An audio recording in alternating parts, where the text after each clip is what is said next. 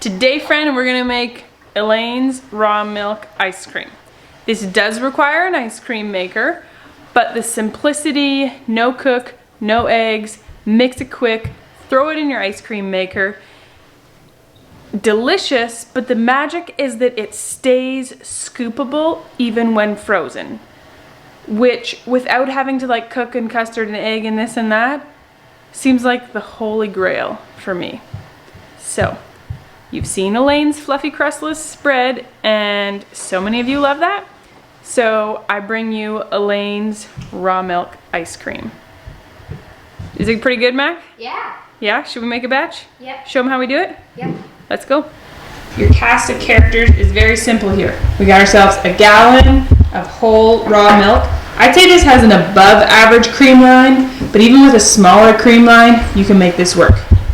We've got organic cane sugar, this is our sugar of choice, and vanilla extract, which is in a Bacardi bottle. This is a time when it's good to pull out your good vanilla if you have it, but if all you have is imitation vanilla extract, proceed on and keep going. Depending on the capacity of your ice cream maker here is how much milk and cream you're gonna add. This is mine, and I need 4 cups of milk and cream. So all I'm gonna do is take my gallon of milk and pour off, because when you don't stir it before you pour, most of the cream pours off anyways. So I'm going to, I got 4 cups of mixed cream and milk there. Depending on, like if your ice cream maker has a bigger capacity, you might want more sugar, or just keep in mind that the sugar is what keeps your ice cream creamy and smooth and scoopable in the freezer, so cutting a bunch of sugar will cut its scoopability. So I've got 3/4 of a cup sugar here, and then about a tablespoon of vanilla. All we're gonna do is whisk.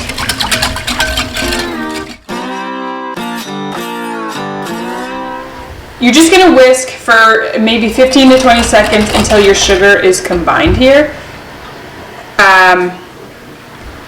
With this recipe, it is crucial that you just take the milk from the fridge, whisk it, and immediately get it into the ice cream maker.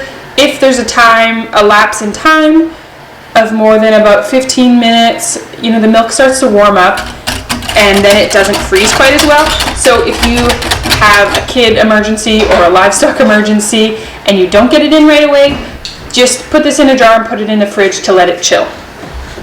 So it's nicely mixed here. At this point, you could add some cocoa, or I don't know what else. All sorts of things. If you want to add something like frozen fruit or dulce de leche, I'm going to show you how to do that in a second. But let's get this in here into the ice cream maker.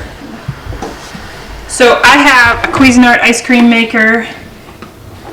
It being dirty is not a requirement, although it adds a certain patina. So all we're going to do, put this on. This goes in. This is a little notch that it fits in. Oh, a bit of ice in the bottom there. This didn't get put away dry. One last little stir. Pour it in. And we'll freeze and ice cream.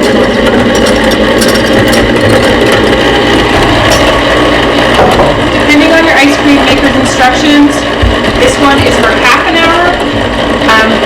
But after about 15-20 minutes, I'm going to show you what it looks like. You'll see it thickening up, and that's the point where if you're adding frozen raspberries or a strawberry sauce or some jam or something like that to flavor it, or dulce de leche, that's when we're going to add it. It's kind of loud, but I can't turn it off. Freddie, you want to take your feathers away from our food? Thank you. See how you can see it moving around in here? This has been about 15 minutes, and it's thickening up. So this is the point in which we're going to add whatever adding you want to add, and definitely just freestyle it here, whatever you really want to go with. I've got some dulce de leche, that's what matters.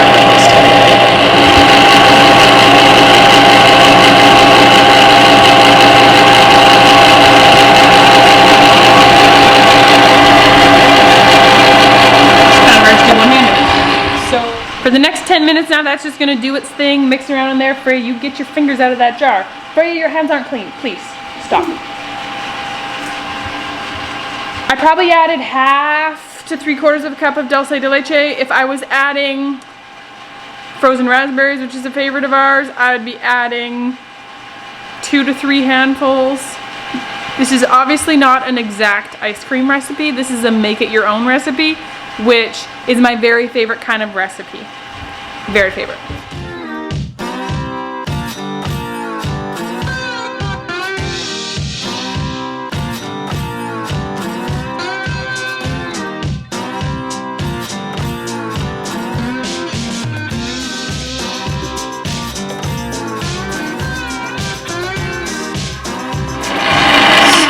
Turn it off now, so you can see it's kind of coming out the top. I had it a bit fuller than it needed to be. So because it's a bit fuller, it's not quite as thick as I would like, but this is going to thicken up really nicely in the freezer. And yeah, better give it a try. Where did you put my slingshot? So good. Okay, I'm going to put this in a container now. I have these 1 quart freezer containers that I use for freezing soup, and I found that they're perfect for freezing this ice cream as well. Freya, can you put the chicken away while I'm trying to video? Or at least get it off the table. So I've got my containers. The ice cream, the actual freezer bowl, whatever thing, doesn't like metal. It will scratch it up, so I always use a wooden spoon.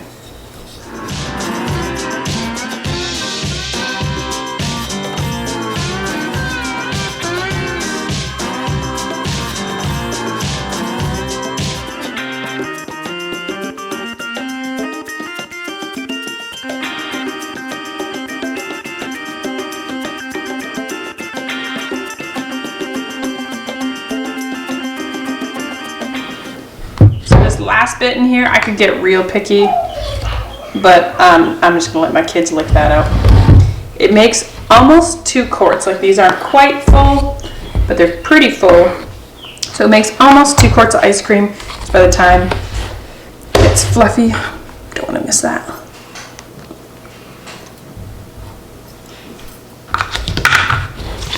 You can label these if they're gonna last that long, but most likely you're gonna tuck these in the freezer and devour them within the next couple days.